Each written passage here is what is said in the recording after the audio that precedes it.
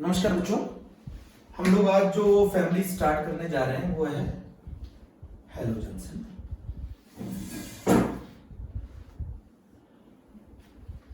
सबसे पहली बात तो ये हैलोजन्स कौन सा ग्रुप मेंबर है? 17th ग्रुप मेंबर है ना। 17th ग्रुप मेंबर कौन कौन से होते हैं? Fluorine, chlorine, bromine, iodine, astatine है ना। 17th ग्रुप मेंबर कौन होते हैं? Fluorine, chlorine, bromine, iodine, astatine. Astatine सारे बच्चे जानते हैं, ये रेडियो एक्टिव होता है। मेरे सारे बच्चे जानते हैं ये रेडियो एक्टिव होता है। 17th ग्रुप मेंबर है बच्चों, उनके जो जर्नल इलेक्ट्रॉनिक कॉन्फ़िगरेशन फार्मूला है वो NS2Np5 है। इनके पास वैलेंस इलेक्ट्रॉन कितने होते हैं? आउटर मोस्ट शेल में 7 होता है। अगर हम एटॉमिक नंबर की बात करें 9, 17, 35, 53 है ना, और 85 अगर आप चाहें तो। इसकी स्टडी नहीं करते हैं एस्टेटाइन की, क्योंकि ये रेडियो एक्टिव होता है। इस फैमिली का जो जर्नल इलेक्ट्रॉनिक कॉन्फ़िगरेशन फार्मूला है बच्चों वो NS2Np5 है। इनके पास आउटर मोस्ट शेल में कितने इलेक्ट्रॉन होते हैं? 7 इलेक्ट्रॉन होते हैं। तो अगर हम बात करें बच्चों, बहुत ध्यान से सुनिएगा मेरी बात को, फ्लोरीन जो है इसका कॉन्फ़िगरेशन होता है 2s2 2p5 है ना। आगे इनर्ट गैस लगा सकते हैं, नियॉन, इसका कॉन्फ़िगरेशन होता है 3s2 3p5। इसके केस में आर्गन 3d10 4s2 4p5। इसके केस में क्रिप्टन 4d10 5s2 5p5। इसके केस में xenon 4f14 5d10 6s2 6p5। This is the general electronic configuration of halogens। जो halogens का मतलब होता है, halogen एक ग्रीक वर्ड है, इसका मतलब होता है सी सॉल्ट।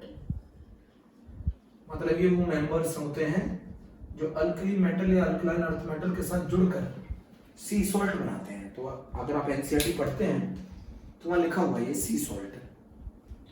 तो इस फैमिली में मेंबर है fluorine, chlorine, bromine, iodine, astatine. Astatine की स्टडी नहीं करते, एस्टेटाइन की स्टडी नहीं करते क्योंकि ये रेडियो एक्टिव होता है। तो बेसिक अगर हम बात करें तो फ्लोरीन, क्लोरीन, ब्रोमीन और आयोडीन की हम लोगों को बात करनी है। बच्चों मैं आपको ये बताना चाहता हूँ, ये सारे जो हैं ये X2 फॉर्म में एग्जिस्ट करते हैं नेचर में, मतलब दे ऑल आर डायटोमिक है। पहले आप समझो इस बात को कि दे ऑल आर डायटोमिक। ये सारे के सारे डायटोमिक होते हैं, ठीक है। ये सब नेचर में किस फॉर्म में एग्जिस्ट करते हैं? X2 के फॉर्म में एग्जिस्ट करते हैं। दूसरी बात ये है कि ये ऑल आर नॉन मेटल है ना, ये सारे नॉन मेटल होते हैं बच्चों, ये सारे नॉन मेटल होते हैं, ऑल आर नॉन मेटल। दूसरी एक इंपॉर्टेंट बात है, इस फैमिली में ये कोई भी no one can show allotropes, no allotropy, ये कभी भी एलोट्रॉपी शो नहीं करते, नो एलोट्रॉपी, इनके कोई एलोट्रॉप्स नहीं होते। तो हैलोजन 17th ग्रुप मेंबर है, their general electronic configuration is NS2Np5, their valence electron is 7। अगर आप यहां देखें, गौर से देखें, तो आप इनकी आउटर मोस्ट शेल में देखिए कितने इलेक्ट्रॉन है? 7। मैं अंडरलाइन कर रहा हूं, इनके आउटर मोस्ट शेल में 7 इलेक्ट्रॉन दिख रहे हैं ना। 2s2 2p5, 3s2 3p5, 4s2 4p5, 5s2 5p5, 6s2 6p5। आपको मैंने पहले ही बता दिया है कि रेडियो एक्टिव होने के कारण हम इसकी स्टडी नहीं करते। तो अगर मैं बात करूं fluorine, chlorine, bromine, iodine, they all are diatomic in nature. Halogen का मतलब सी सॉल्ट होता है, 17th ग्रुप मेंबर है, their valence electron is 7। Nature में ये X2 फॉर्म में मिलते हैं और ऑल आर नॉन मेटल है। इस फैमिली में कोई भी मेटल नहीं है। रफ करो। अब जरा बात समझो मेरी बात को बहुत ध्यान से।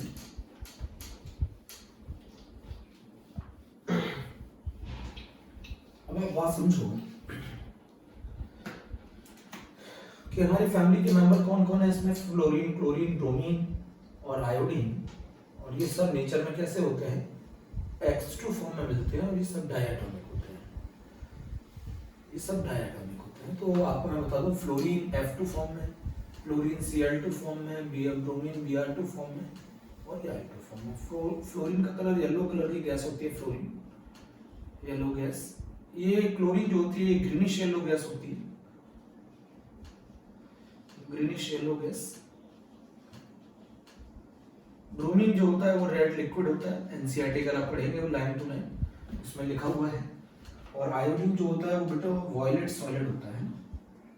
आपको अच्छी तरह एक और चीज और बहुत अच्छी तरह मालूम है कि अगर हम डाउन द ग्रुप जाते हैं, अगर हम डाउन द ग्रुप जाते हैं तो डाउन द ग्रुप जाने पर, अगर हम डाउन द ग्रुप जाते हैं तो डाउन द ग्रुप जाने पर साइज बढ़ेगा, और अगर साइज बढ़ेगा तो वैन डर वाल्स फोर्सेस का मैग्नीट्यूड बढ़ेगा। डाउन द ग्रुप जाने पर साइज बढ़ेगा, वैन डर वाल्स फोर्सेस का मैग्नीट्यूड बढ़ेगा। तो वैन डर वाल्स फोर्सेस का मैग्नीट्यूड बढ़ेगा तो जो फिजिकल अपीयरेंस है वो कैसी हो जाती है, सॉलिड हो जाती है, बॉइलिंग पॉइंट भी बढ़ता है। दैट्स व्हाई I2 सॉलिड होता है। क्यों? I का साइज बड़ा होता है, वैन डर वाल्स फोर्सेस का मैग्नीट्यूड ज्यादा है, वैन डर वाल्स फोर्सेस का मैग्नीट्यूड ज्यादा है तो ये सॉलिड है। तो फ्लोरीन एक येलो कलर की गैस होती है, क्लोरीन एक ग्रीनिश येलो गैस होती है, ब्रोमीन एक रेड लिक्विड होता है, I2 एक वायलेट सॉलिड होता है। और डाउन द ग्रुप जाने पर साइज बढ़ता है, साइज बढ़ेगा तो वैन डर वाल्स फोर्सेस का मैग्नीट्यूड बढ़ेगा, और वैन डर वाल्स फोर्सेस का मैग्नीट्यूड बढ़ेगा तो ये सॉलिड होगा अपीयरेंस में। दैट्स व्हाई I2 सॉलिड होता है। तो छोटी छोटी बातें हैं कि फ्लोरीन का कलर येलो कलर की गैस है, क्लोरीन एक ग्रीनिश येलो गैस है, ब्रोमीन एक रेड लिक्विड है, आयोडीन एक वायलेट सॉलिड है। डाउन द ग्रुप आओगे तो I का साइज बढ़ेगा, साइज बढ़ेगा तो वैन डर वाल्स फोर्सेस का मैग्नीट्यूड बढ़ेगा, और वैन डर वाल्स फोर्सेस का मैग्नीट्यूड बढ़ेगा तो ये सॉलिड होगा। ये ऑल आर हैलोजन नेचर में किस फॉर्म में एग्जिस्ट करते हैं, डायटोमिक फॉर्म में एग्जिस्ट करते हैं। इतनी बात आप लिख लो, इतनी बात आप लिख लो, नोट कर दिया, ठीक है। अब बच्चों इसमें एक बहुत इंपॉर्टेंट बात ये है, कुछ चीजें हम लोग बहुत अच्छे से जानते भी हैं कि इस फैमिली में जो फ्लोरीन का बिहेवियर है वो एनॉमलस होता है ना।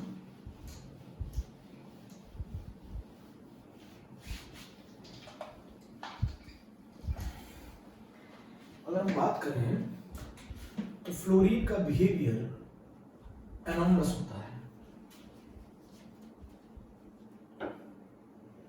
फ्लोरीन का बिहेवियर एनॉमलस होता है। एनॉमलस मीनिंग एक्सेप्शनल होता है, अपने बाकी मेंबर से अलग होता है। ये आप पढ़ चुके हैं, फिर भी पढ़ लेते हैं। फ्लोरीन का बिहेवियर एनॉमलस होता है एज वेल एज एक्सेप्शनल होता है। अच्छा, ये क्या चीज बताना चाहता है?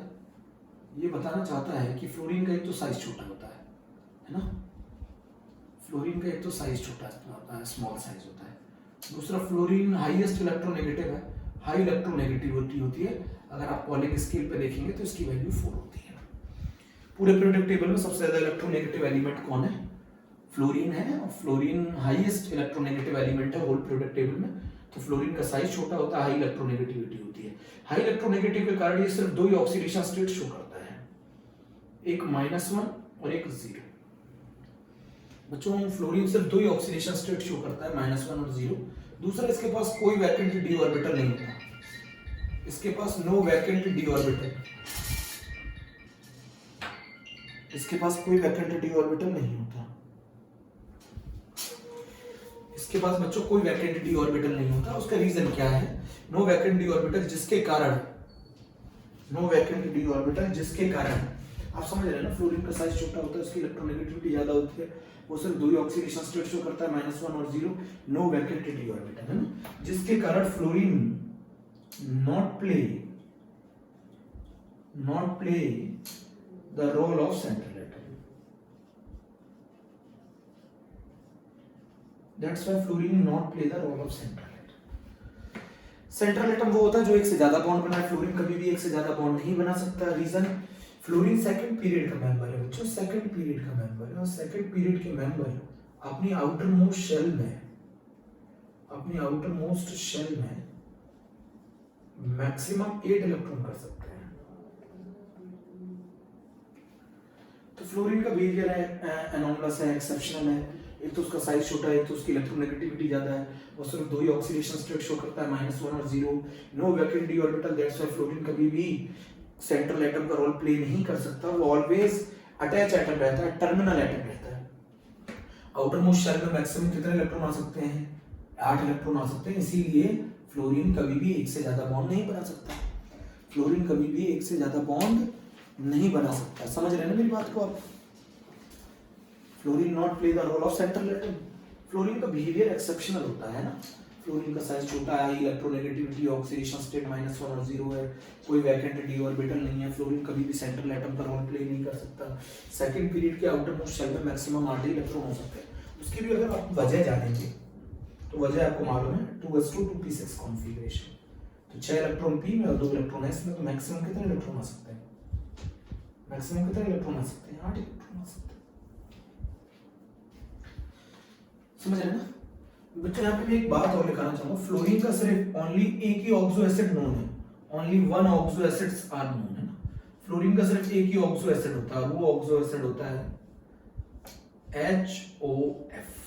फ्लोरीन का एक ही ऑक्सो एसिड होता है HOF। एक तो रीजन है वो वेरिएबल ऑक्सीडेशन स्टेट शो नहीं करता, वो सिर्फ 2 ही ऑक्सीडेशन स्टेट शो करता है, -1 और 0, है ना। और अगर वो दूसरे एलिमेंट के साथ अटैच होगा तो ओनली एक ही ऑक्सीडेशन स्टेट शो करेगा -1। दूसरा, उसके पास कोई वैकेंट डी ऑर्बिटल नहीं होता, जिसकी वजह से फ्लोरीन का सिर्फ एक ही ऑक्सो एसिड होता है HOF, जिसका नाम है हाइपोफ्लोरस एसिड।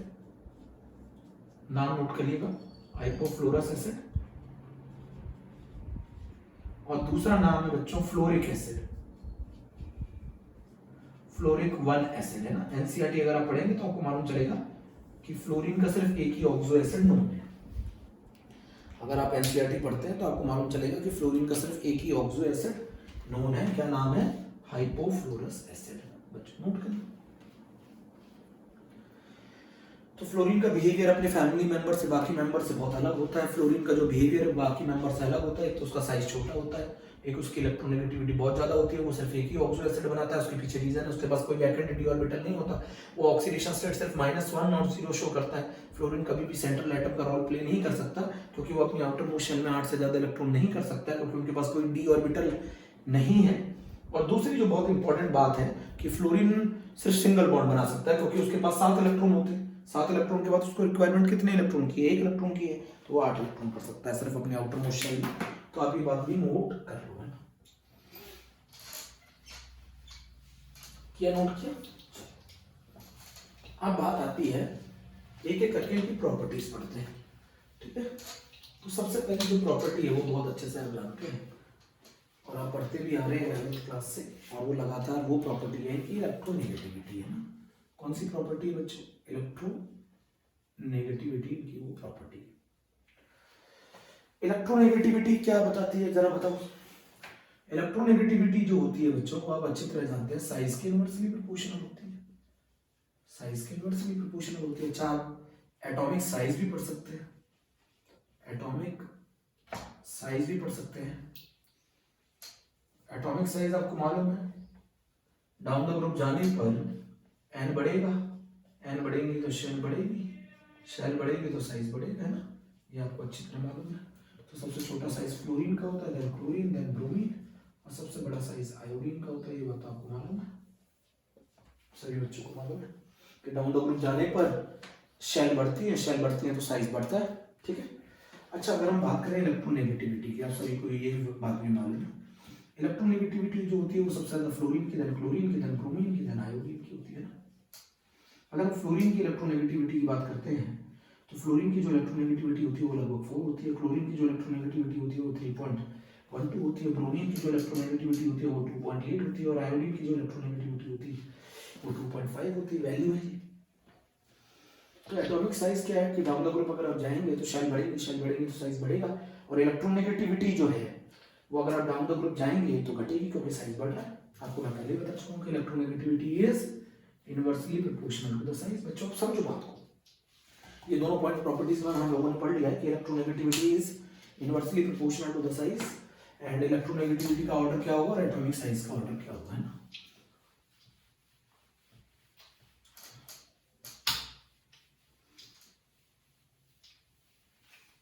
अब बच्चों बात आती है इलेक्ट्रॉन गेन एंथैल्पी की, है ना। अच्छा, इलेक्ट्रॉन गेन एंथैल्पी की वैल्यू मोर नेगेटिव किसके लिए होगी? सबसे ज्यादा क्लोरीन के लिए, देन फ्लोरीन के लिए, देन ब्रोमीन के लिए, देन आयोडीन के लिए। ये मैं पिछले लास्ट लेक्चर्स में भी डिस्कस कर चुका हूँ कि क्लोरीन के लिए इलेक्ट्रॉन गेन एंथैल्पी की वैल्यू ज्यादा नेगेटिव होती है। इसके लिए जो वैल्यू होती है वो होती है 349 किलो जूल पर मोल, है ना। और फ्लोरीन के लिए जो वैल्यू होती है ये होती है -328 किलो जूल पर मोल। अब हमसे क्वेश्चन ये पूछ रहा है कि ऐसा क्यों है। होनी किसकी चाहिए थी, इलेक्ट्रॉन गेन एंथैल्पी जो होती है वो साइज के इनवर्सली प्रोपोर्शनल है। होनी किसकी चाहिए थी, फ्लोरीन की सबसे ज्यादा, बट होती किसकी ज्यादा है, क्लोरीन की। क्लोरीन की electron gain enthalpy -349 kilo joule पर मोल। इसका कहने का मतलब क्या है, इसका मतलब ये है कि जब क्लोरीन गैसियस एटम जब एक इलेक्ट्रॉन को एक्सेप्ट करके Cl- बनाएगा तो उस दौरान जो एनर्जी रिलीज होगी वो कितनी होगी, 349 किलो जूल पर मोल है ना, उस समय इतनी एनर्जी रिलीज होगी। और जब हमारा फ्लोरीन जो गैस है वो अगर एक इलेक्ट्रॉन आइसोलेटेड एटम एक इलेक्ट्रॉन एक्सेप्ट करके फ्लोराइड गैस बनाएगा तो उस समय जो एनर्जी रिलीज होगी उस एनर्जी चेंज को इलेक्ट्रॉन गेन एंथैल्पी कहते हैं। कितनी एनर्जी रिलीज होगी, 328 किलो जूल पर मोल। तो ज्यादा इलेक्ट्रॉन को लेने के बाद खुश कौन है, ज्यादा इलेक्ट्रॉन को लेने के बाद खुश कौन है, क्लोरीन। क्लोरीन ज्यादा लगाव शो कर रहा है इलेक्ट्रॉन के लिए, फ्लोरीन कम शो कर रहा है, यही पूछ रहा है। यहाँ पे हम लोगों को एक चीज और अच्छे से मालूम है कि जो इलेक्ट्रॉन गेन एंथैल्पी होती है वो इलेक्ट्रॉन अफिनिटी के माइनस साइन होता है, दोनों का रिलेशन बेटा। इलेक्ट्रॉन गेन एंथैल्पी और इलेक्ट्रॉन अफिनिटी में, दिस इज इलेक्ट्रॉन अफिनिटी है ना, दिस इज इलेक्ट्रॉन अफिनिटी, दोनों में सिर्फ किसका अंतर है, साइन का अंतर है। अब जैसे आप समझो, अगर इलेक्ट्रॉन गेन एंथैल्पी अगर नेगेटिव है तो इलेक्ट्रॉन अफिनिटी पॉजिटिव है, और अगर इलेक्ट्रॉन गेन एंथैल्पी पॉजिटिव है तो इलेक्ट्रॉन अफिनिटी नेगेटिव। ये रिलेशन होता है, इस बात को नोट कर लें। तो क्वेश्चन ये कह रहा है कि क्लोरीन इस इलेक्ट्रॉन के लिए ज्यादा अफिनिटी शो करता है, क्लोरीन इस इलेक्ट्रॉन को लेने के बाद ज्यादा खुश होता है, ज्यादा खुश होने का मतलब ज्यादा एनर्जी रिलीज करता है। फ्लोरीन इस इलेक्ट्रॉन को लेने पर थोड़ा कम खुश होता है, कम एनर्जी रिलीज करता है। उसका रीजन क्या है, आप समझो, रीजन को समझो, बहुत अच्छे से पढ़ा करो ध्यान से। और इनऑर्गेनिक केमिस्ट्री बार बार पढ़नी पड़ती है। और ये रीजन ये है कि जो फ्लोरीन है उसका साइज छोटा होता है, फ्लोरीन का साइज छोटा होता है। तो फ्लोरीन में जो इंटर इलेक्ट्रॉनिक रिपल्शन है वो हाई होता है, हाई इंटर इलेक्ट्रॉनिक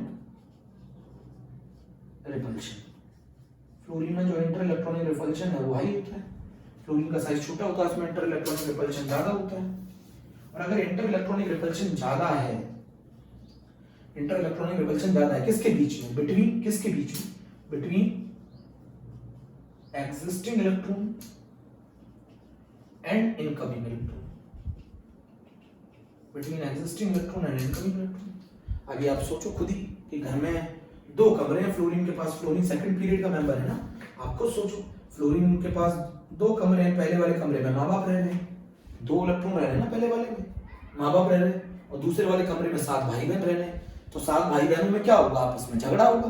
अब ये बताओ, सोचो ये एक और आ रहा है मौसी का लड़का, क्या ये इसको इतनी आसानी से अपने कमरे में रख लेंगे, पहले से ही कमरा छोटा है, 7 भाई बहन रह रहे हैं, उनमें ही पहले ही झगड़ा है, इसको भी क्या करेंगे, वो रिपल्शन प्रोवाइड करेंगे, इतनी आसानी से इसको एक्सेप्ट नहीं करेंगे। बच्चों ये बात आपको समझनी है, फ्लोरीन का साइज छोटा होता है, उसमें inter electronic repulsion for the incoming electron ज्यादा होता है, between existing electron and the incoming electron.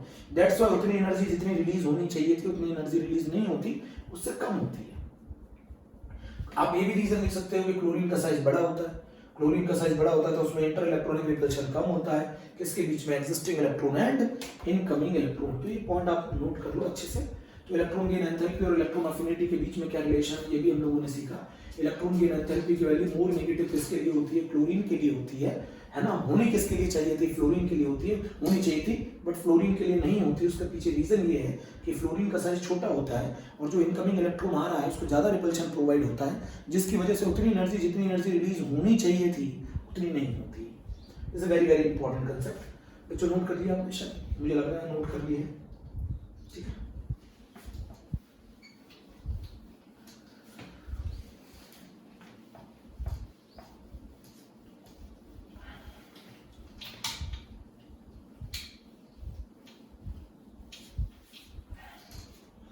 बच्चों एक इसमें बहुत बहुत इंपॉर्टेंट कंसेप्ट भी आता है, और वो कंसेप्ट मैं आपको बताने की कोशिश करना चाहता हूँ, और वो कंसेप्ट है bond dissociation energy.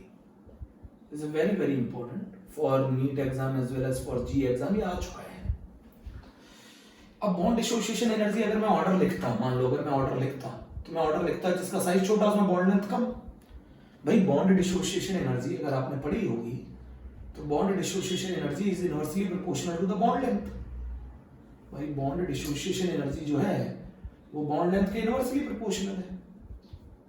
Bond dissociation energy bond length के इनवर्सली प्रोपोर्शनल है। अगर बॉन्ड की लंबाई ज्यादा होगी तो बॉन्ड डिसोसिएशन एनर्जी कम होगी। अब ये जनरली ऐसा होना चाहिए था, जनरली ऐसा होना चाहिए था कि फ्लोरीन का साइज छोटा होता है और अगर साइज छोटा होता है तो बॉन्ड लेंथ कम होती है। बोलो, अगर मान लो दो एटम्स आपस में कोवेलेंटली बॉन्ड बना रहे हैं, यहाँ से लेके यहाँ तक का जो डिस्टेंस होता है, इसी डिस्टेंस को तो हम लोग कहते हैं बॉन्ड लेंथ। और अगर मान लो साइज छोटा है तो बॉन्ड लेंथ कम होगी, साइज बड़ा है तो बॉन्ड लेंथ ज्यादा होगी। तो सबसे ज्यादा बॉन्ड डिसोसिएशन एनर्जी किसकी होनी चाहिए थी? फ्लोरीन की, देन क्लोरीन की, है ना, देन ब्रोमीन की, देन आयोडीन की। क्यों भाई? सबसे ज्यादा बॉन्ड डिसोसिएशन एनर्जी किसकी होनी चाहिए थी? फ्लोरीन की होनी चाहिए थी, क्योंकि साइज छोटा है, साइज छोटा है तो बॉन्ड लेंथ कम होगी, बॉन्ड लेंथ कम होगी तो बॉन्ड डिसोसिएशन एनर्जी ज्यादा होगी। मेरी बात समझ लेना आप लोग। बट ये आंसर नहीं होता, समझो इस क्वेश्चन को, ये आंसर नहीं होता। फ्लोरीन की बॉन्ड डिसोसिएशन एनर्जी सबसे ज्यादा नहीं होती। तो करेक्ट ऑर्डर क्या है? करेक्ट ऑर्डर क्या है? आप सोचो, लेकिन ऑर्डर देखो, क्लोरीन की सबसे ज्यादा, देन ब्रोमीन की सबसे ज्यादा, देन फ्लोरीन, देन आयोडीन। मतलब जिसको टॉपर होना चाहिए था वो कौन से नंबर पे आ गया? थर्ड नंबर पे आ गया। जिसको टॉपर होना चाहिए था वो थर्ड नंबर पे आ गया। अब क्वेश्चन यही होगा कि ऐसा हुआ क्यों? क्यों? क्वेश्चन तो यही होगा ना, ऐसा हुआ क्यों? तो आपको मैं बताता हूं। बच्चों होता क्या कि फ्लोरीन का जो साइज है वो छोटा है। फ्लोरीन का जो साइज है बच्चों वो छोटा है, स्मॉल साइज। और इनके पास कितने लोन पेयर होते हैं? फ्लोरीन के पास 3 लोन पेयर होते हैं। तो ड्यू टू, अगर मैं बात करूं तो due to small size, in lone pair के बीच में, इन लोन पेयर के बीच में हैवी रिपल्शन होता है। इन लोन पेयर के बीच में हैवी रिपल्शन होता है। किनके बीच में? लोन पेयर के बीच में। और लोन पेयर के बीच में अगर रिपल्शन ज्यादा होगा, समझो मेरी बात को, अगर लोन पेयर के बीच में रिपल्शन ज्यादा होगा तो बॉन्ड लेंथ बढ़ जाएगी। बॉन्ड लेंथ बढ़ जाएगी तो फिर बॉन्ड डिसोसिएशन एनर्जी कम हो जाएगी। आप इस पॉइंट को नोट करिए भाई। सबसे ज्यादा बॉन्ड डिसोसिएशन एनर्जी किसकी होती है? Cl2 की होती है। F2 की थर्ड नंबर पे होती है। ऐसा क्यों है? फ्लोरीन का साइज छोटा है, छोटा है तो उसके लोन पेयर के बीच में हैवी रिपल्शन होता है। और अगर लोन पेयर के बीच में हैवी रिपल्शन होगा तो बॉन्ड की लंबाई बढ़ जाएगी। आप बॉन्ड की लंबाई बढ़ जाएगी और बॉन्ड अगर की लंबाई बढ़ गई तो बॉन्ड वीकर हो जाएगा। और बॉन्ड अगर वीकर हो गया तो बॉन्ड को तोड़ना आसान, तो बॉन्ड डिसोसिएशन एनर्जी कम हो जाएगी। इसीलिए फ्लोरीन जो था वो कितने नंबर पे आ जाएगा? थर्ड नंबर पे आ जाएगा। इस ऑर्डर को आप लोग मेमोराइज करिएगा बच्चों, है ना। इस ऑर्डर को ये मेमोराइज करिएगा, ये बहुत इंपॉर्टेंट क्वेश्चन भी है, नोट करें भाई। फ्लोरीन का साइज छोटा होता है, साइज छोटा होता है उसके लोन पेयर के बीच में रिपल्शन ज्यादा होगा। लोन पेयर के बीच में अगर हैवी रिपल्शन होगा तो बॉन्ड की लंबाई बढ़ेगी, और अगर बॉन्ड की लंबाई बढ़ेगी तो बॉन्ड डिसोसिएशन एनर्जी कम होगी, और बॉन्ड डिसोसिएशन एनर्जी कम होगी तो बॉन्ड वीकर होगा। क्यों भाई? बॉन्ड वीकर होगा। तो ये तो था बॉन्ड डिसोसिएशन एनर्जी का concept.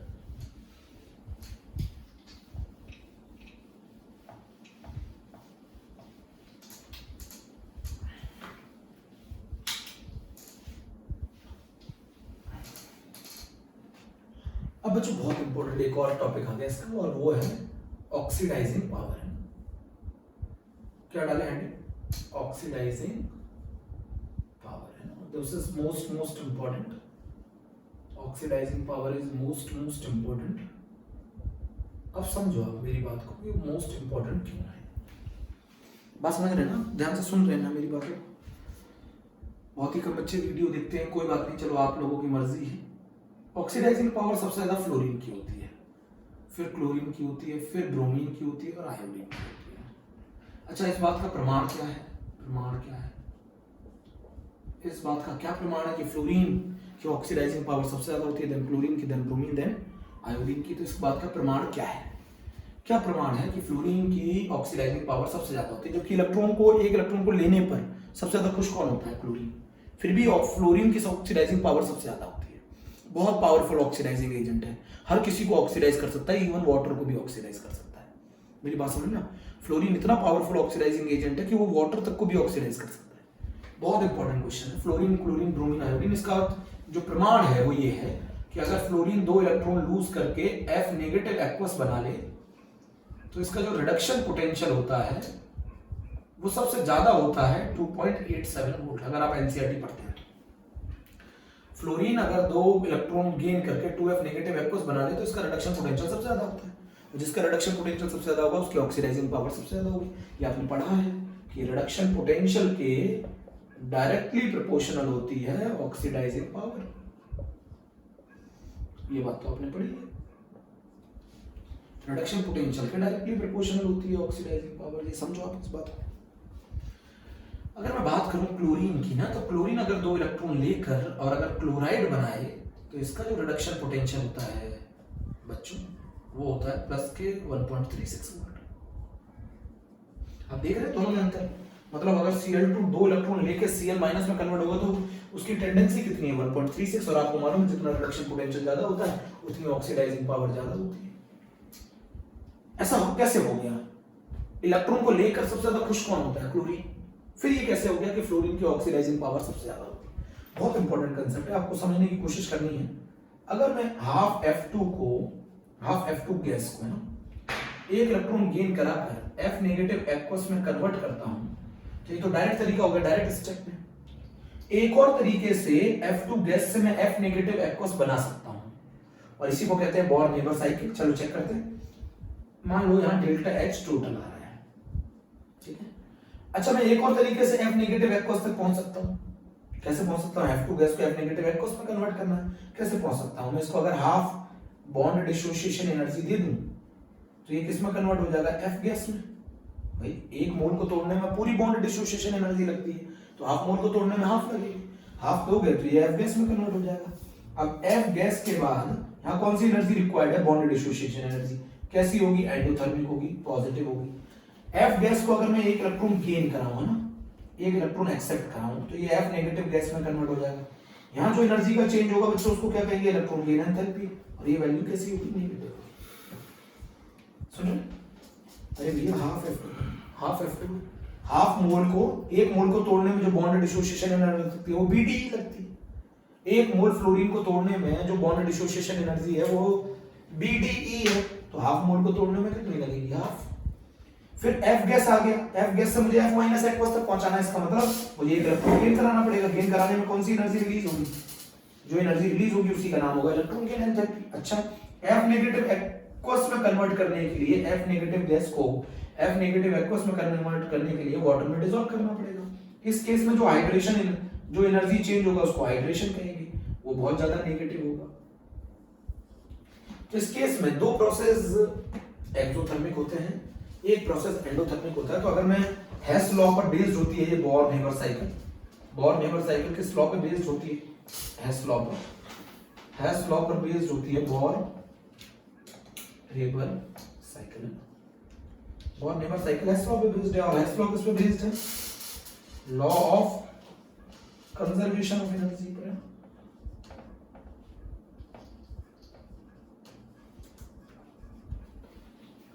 Whether the reaction takes place in one step, whether the reaction takes place in 3 steps, the total enthalpy change remain the same. चाहे रिएक्शन एक स्टेप में हो, चाहे रिएक्शन 3 स्टेप में हो, जो टोटल एंथैल्पी चेंज रहेगा वो कैसा रहेगा? सेम रहेगा। तो अगर मैं हाफ F2 से F नेगेटिव एक्वस बनाता हूं तो बताओ कितनी एनर्जी इन्वॉल्व होती है? 3 एनर्जी इन्वॉल्व होती है। बॉन्ड डिसोसिएशन एनर्जी, एक इलेक्ट्रॉन गेन एंथैल्पी और एक हाइड्रेशन एंथैल्पी। समझ गए ना? बोलो जरा समझो इस बात को, गौर करो किस बात पे आपको डाउट हो रहा है, वहां स्टार लगाओ। भाई अगर आप F2 से F नेगेटिव एक्वस बना रहे हैं तो कितनी एनर्जी इन्वॉल्व होगी? 3 एनर्जी इन्वॉल्व होगी। बॉन्ड डिसोसिएशन एनर्जी इन्वॉल्व होगी, इलेक्ट्रॉन गेन एंथैल्पी इन्वॉल्व होगी, हाइड्रेशन एनर्जी इन्वॉल्व होगी। 3 एनर्जी इन्वॉल्व होती हैं F2 गैस से F नेगेटिव एक्वस तक पहुंचने में।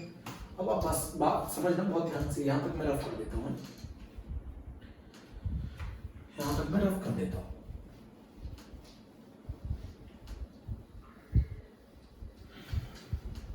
जो ऑक्सीडाइजिंग पावर का उल्टा रिड्यूसिंग पावर होता है ना, अगर आप चाहें तो लिख सकते हैं। ऑक्सीडाइजिंग पावर किसकी देखी जाती है? ऑक्सीडाइजिंग पावर देखी जाती है X2 की, है ना। और रिड्यूसिंग पावर किसकी देखी जाती है? X माइनस की। अगर आप चाहें तो ऑर्डर लिखना चाहें तो लिख सकते हैं। ऑक्सीडाइजिंग पावर X2 की देखी जाती है और रिड्यूसिंग पावर X माइनस की देखी जाती है। तो ऑक्सीडाइजिंग पावर का जो ऑर्डर होगा वो होगा फ्लोरीन का सबसे ज्यादा, देन क्लोरीन का, देन ब्रोमीन का और देन आयोडीन का, है ना। और अगर मैं रिड्यूसिंग पावर देखूं तो रिड्यूसिंग पावर सबसे ज्यादा होती है आयोडाइड की। Iodide is a very good reducing agent, then bromide, then chloride और देन फ्लोराइड, है ना। तो आयोडाइड सबसे अच्छा बेस्ट रिड्यूसिंग एजेंट है, बहुत अच्छा रिड्यूसिंग एजेंट है। आयोडाइड एक बहुत अच्छा रिड्यूसिंग एजेंट है। Chloride and fluoride not act as a reducing agent है ना, ज्यादातर ये not act as a reducing. ये वाला पॉइंट भी आप नोट करना चाहो तो कर लो, ये वाला पॉइंट नोट करना चाहो तो कर लो। तो ऑक्सीडाइजिंग पावर देखते हैं X2 की और रिड्यूसिंग पावर देखते हैं X- की। तो सबसे अच्छा रिड्यूसिंग एजेंट कौन है? I-, देन Br-, Cl- और F- बहुत ही वीक रिड्यूसिंग एजेंट है, वो रिड्यूसिंग एजेंट की तरह एक्ट करते नहीं। और सबसे अच्छा ऑक्सीडाइजिंग एजेंट कौन है? ऑक्सीडाइजिंग पावर किसकी सबसे ज्यादा होती है? वो फ्लोरीन की, देन क्लोरीन की, देन ब्रोमीन की, देन आयोडीन की। तो हमें समझ में नहीं आया कि उसके पीछे का रीजन क्या है। रख कर देते हैं इसको, इसके पीछे का रीजन अभी तक हमारे समझ में नहीं आया है।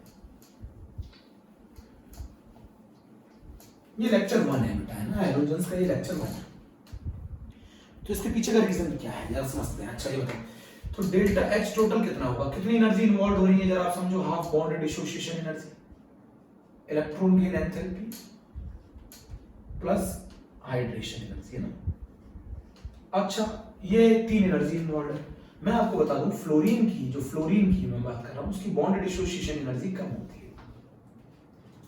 फ्लोरीन की जो बॉन्ड डिसोसिएशन एनर्जी कम होती है, बहुत इंपॉर्टेंट पॉइंट। फ्लोरीन की बॉन्ड डिसोसिएशन एनर्जी कम होती है, और फ्लोरीन की जो हाइड्रेशन एनर्जी है, जो फ्लोरीन की हाइड्रेशन एनर्जी है डेल्टा H हाइड्रेशन, वो बहुत ज्यादा होती है, नेगेटिव।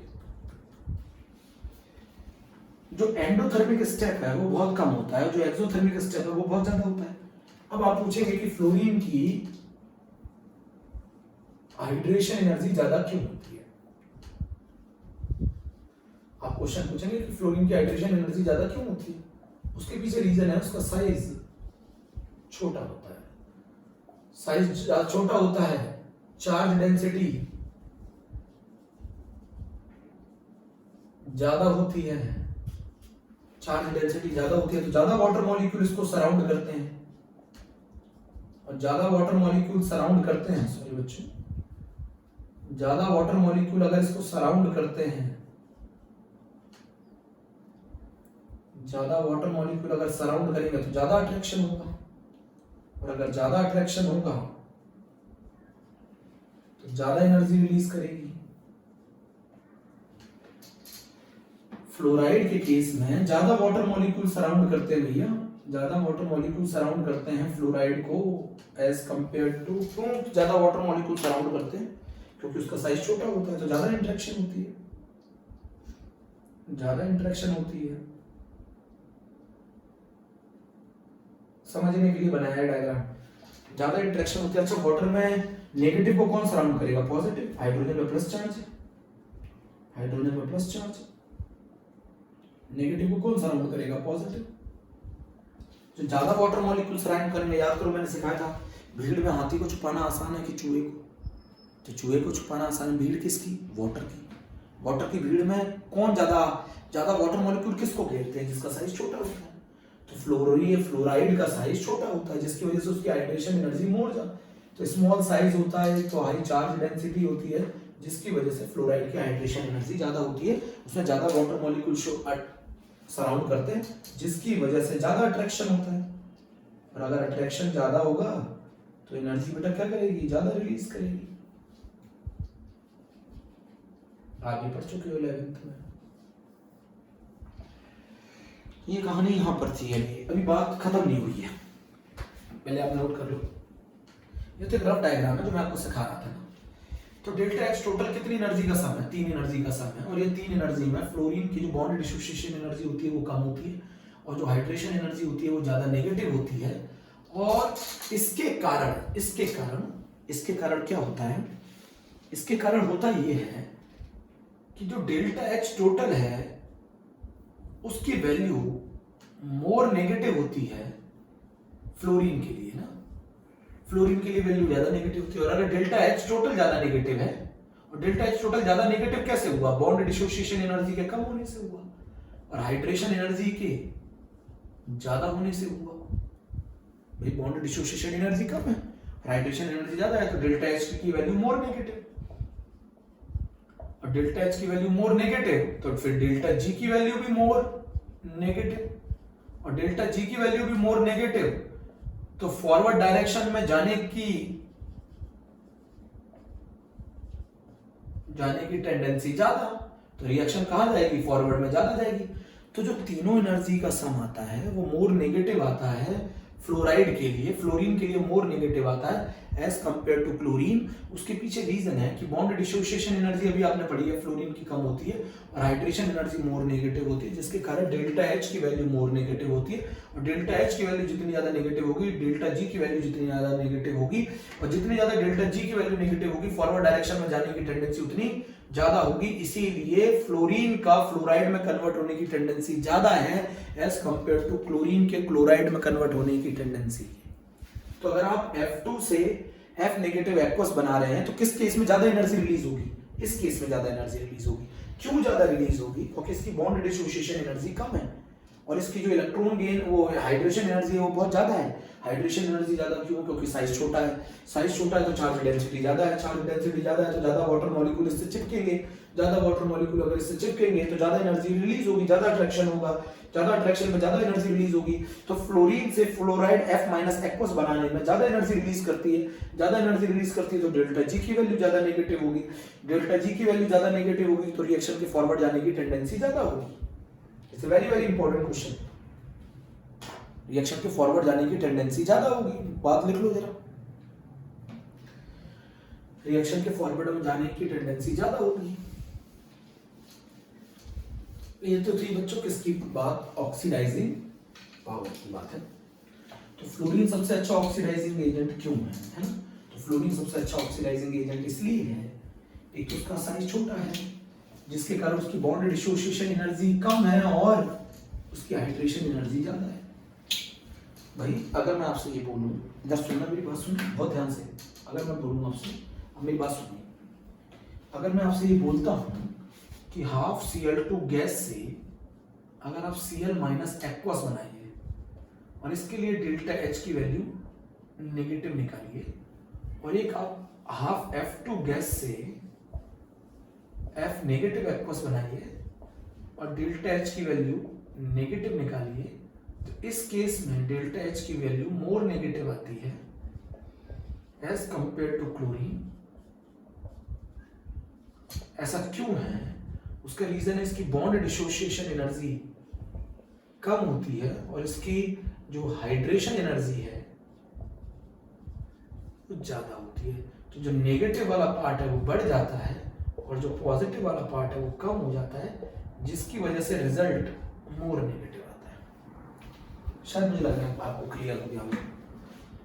और अगर डेल्टा H की वैल्यू ज्यादा नेगेटिव होगी तो डेल्टा G भी ज्यादा नेगेटिव होगा, तो रिएक्शन की फॉरवर्ड जाने की टेंडेंसी ज्यादा होगी। तो किस केस में फॉरवर्ड जाने की टेंडेंसी ज्यादा होगी, फ्लोराइड के केस में ज्यादा होगी। तो ये तो थी बात हमारी किसकी, ऑक्सीडाइजिंग पावर की। तो ऑक्सीडाइजिंग पावर सबसे ज्यादा फ्लोरीन की होती है, देन क्लोरीन की होती है, देन ब्रोमीन की होती है, देन आयोडीन की होती है। समझ गए, बहुत अच्छा क्वेश्चन है, बहुत शानदार क्वेश्चन है, आप जरा नोट कर लें अच्छी तरीके से, बात को समझ लीजिए, फिर मैं आगे चलता हूं।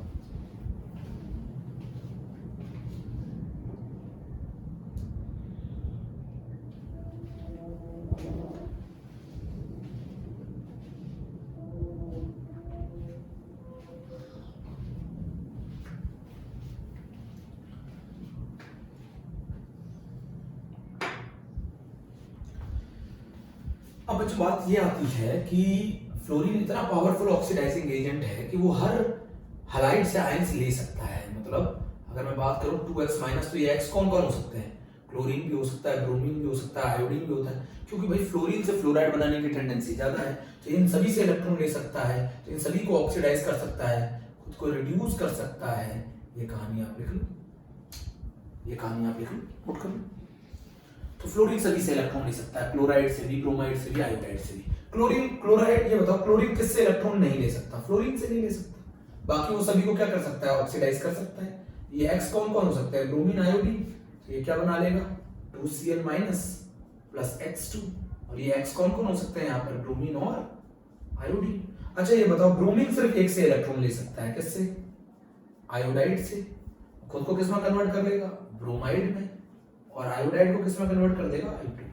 तो ये रिएक्शन एनसीईआरटी में दे रखी है और ये ऑक्सीडाइजिंग नेचर बताना है कि फ्लोरीन सभी हैलाइड आयन को क्या कर सकता है, ऑक्सीडाइज कर सकता है। क्लोरीन सभी हैलाइड आयन को ऑक्सीडाइज नहीं कर सकते, वो फ्लोराइड से इलेक्ट्रॉन को ले नहीं सकता फ्लोरीन से, वो फ्लोराइड को ऑक्सीडाइज नहीं कर सकता, वो ब्रोमाइड को आयोडाइड को ऑक्सीडाइज कर सकता है, और ब्रोमीन सिर्फ किसको ऑक्सीडाइज कर सकता है, आयोडाइड को ऑक्सीडाइज कर सकता है। ये एनसीईआरटी में रिएक्शन दी हुई है, आप अच्छे से समझ लें। ये ऑक्सीडाइजिंग नेचर ऑफ हैलोजेंस बता रहा है कि हैलोजेंस बहुत अच्छे ऑक्सीडाइजिंग नेचर शो करते हैं। फ्लोरीन सबसे ज्यादा शो करता है, देन कौन करता है, क्लोरीन करता है। ठीक है बच्चों, अब यहां पर एक कहानी और आती है, उस कहानी को मैं हम लोग लिख लेते हैं, वो है रिएक्शन विद वाटर। है बच्चों, किसके साथ रिएक्शन, वाटर के साथ रिएक्शन। तो रिएक्शन विद वाटर में भी अब हम लोग आगे चले, is very very important, is very very important, and this is reaction with water.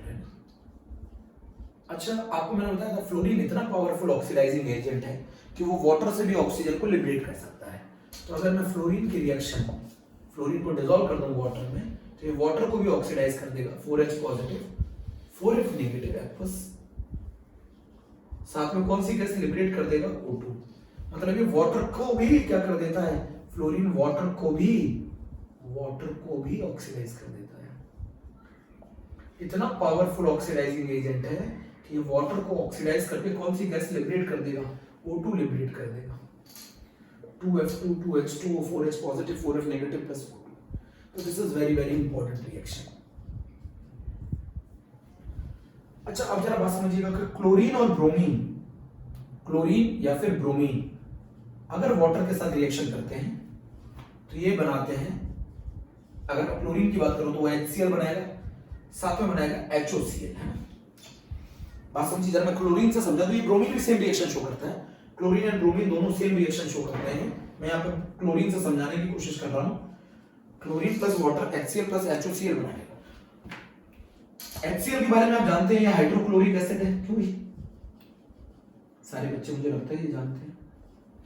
HOCl hypochlorous acid है, हाइपोक्लोरस एसिड डिकम्पोज हो जाता है, ये अनस्टेबल होता है, ये डिकम्पोज हो जाता है। डिकम्पोज होने के बाद क्या देता है, HCl प्लस नेसेंट ऑक्सीजन देता है, HCl प्लस नेसेंट ऑक्सीजन देता है। बच्चों, जो ये नेसेंट ऑक्सीजन है, this is responsible for bleaching action of chlorine, this is responsible for bleaching action of chlorine. This nascent oxygen is also responsible for the oxidizing nature of chlorine. Spelling देख लीजिए आप, oxidizing.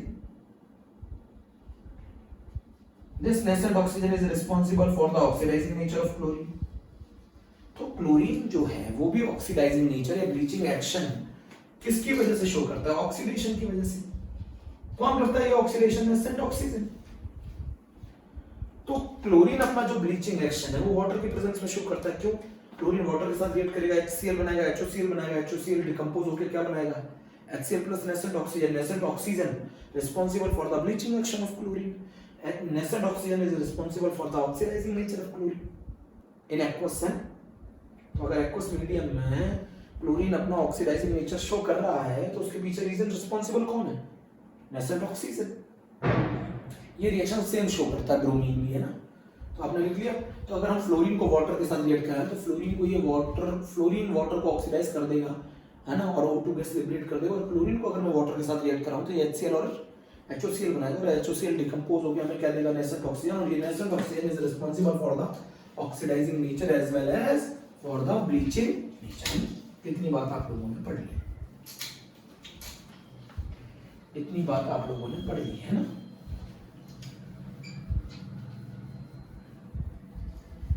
अब बच्चों जरा मेरी बात सुने, एक बहुत इंपॉर्टेंट बात है, और वो बात ये है, आप बहुत ध्यान से सुनो। अगर मैं इसका उल्टा होता है, ऑक्सीजन जो है वो एसिडिक मीडियम में, ऑक्सीजन जो है वो एसिडिक मीडियम में आयोडाइड को ऑक्सीडाइज कर सकती है I2 में और H2। बच्चों एसिडिक मीडियम में यहां पर मैं लिखना चाहता हूं 4H पॉजिटिव 4I माइनस, सही है, और 2I2 प्लस 2H2, है ना। ये रिएक्शन मैंने पढ़ ली है। एसिडिक मीडियम में O2 जो है, O2 ऑक्सीडाइज आयोडाइड है, ऑक्सीडाइज आयोडाइड इनटू I2। बच्चों यहाँ एक चीज आप नोट कर सकते थे, I2 बहुत अच्छा ऑक्सीडाइजिंग एजेंट नहीं है, I2 is not a very powerful oxidising agent, so it does not react with water, मतलब I2 की रिएक्शन वाटर के साथ नहीं होती, I2 की रिएक्शन वाटर के साथ नहीं होती है। तो अगर मैं रिएक्शन विद वाटर पढ़ाऊं तो O2 वो जो ऑक्सीजन गैस है वो एसिडिक मीडियम के अंदर आयोडाइड को क्या कर देती है, ऑक्सीडाइज कर देती है आयोडीन में। O2 oxidise iodide into I2, I2 की वाटर के साथ कोई रिएक्शन नहीं होती। O2H plus 4I minus 2I2 plus 2H2 is a very important, ये रिएक्शन नहीं होती। I2 इतना पावरफुल ऑक्सीडाइजिंग एजेंट नहीं है कि वो वाटर के साथ रिएक्शन कर दे या वाटर को ऑक्सीडाइज कर दे या वाटर के साथ HCl या HOCl बना ले, ऐसा नहीं हो सकता। तो बच्चों हमने यहां रिएक्शन विद H2O पढ़ लिया है। अब रिएक्शन विद H2O हम लोगों ने पढ़ लिया है, सुनो ध्यान से। तो फ्लोरीन का ऑक्सीडाइजिंग नेचर भी हो गया, फ्लोरीन का सुन रहे हैं ऑक्सीडाइजिंग नेचर हो गया फ्लोरीन सबसे ज्यादा। तो अभी तक हमने पढ़ा क्या क्या है, अभी तक हमने पढ़ा इलेक्ट्रॉन गेन एंथैल्पी का ऑर्डर है ना, इलेक्ट्रॉन गेन एंथैल्पी ज्यादा नेगेटिव किसकी होती है, क्लोरीन की, देन फ्लोरीन की, देन ब्रोमीन की, देन आयोडीन की, है ना, ये ऑर्डर पढ़ा है। अच्छा अगर मैं आपसे ये पूछूं कि ऑक्सीडाइजिंग पावर सबसे ज्यादा किसकी होती है, तो ऑक्सीडाइजिंग पावर होती है सबसे ज्यादा फ्लोरीन की, देन क्लोरीन की, देन ब्रोमीन की, देन आयोडीन की, है ना। और अगर मैं आपसे पूछूं कि रिड्यूसिंग पावर सबसे ज्यादा किसकी होती है, तो रिड्यूसिंग पावर होती है आयोडाइड की, देन ब्रोमाइड की, देन क्लोराइड की, देन फ्लोराइड की, है ना। और अगर आपसे मैं पूछूं बॉन्ड डिसोसिएशन एनर्जी का ऑर्डर क्या होगा, तो सबसे ज्यादा होती है Cl2 की, देन होती है Br2 की, देन होती है F2 की, और देन होती है I2 का, है ना। अगर मैं आपसे पूछूं इलेक्ट्रोनेगेटिविटी का ऑर्डर क्या होगा, तो सबसे ज्यादा होती है फ्लोरीन की, देन क्लोरीन की, देन ब्रोमीन की, देन आयोडीन की, है ना। अगर मैं पूछूं साइज का ऑर्डर क्या होगा, तो सबसे छोटा साइज होगा फ्लोरीन का, देन क्लोरीन का, देन ब्रोमीन का, देन आयोडीन का, ये ऑर्डर आप रीड कर लो। अच्छा इसमें एक चीज और आती है और वो आती है रिएक्टिविटी, है, एक चीज और आती है रिएक्टिविटी। तो रिएक्टिविटी हैलोजेंस के केस में आपको मालूम है फ्लोरीन सबसे ज्यादा रिएक्टिव है। हैलोजेंस के केस में अगर आप टॉप टू बॉटम जाते हैं, हैलोजेंस के केस में बच्चों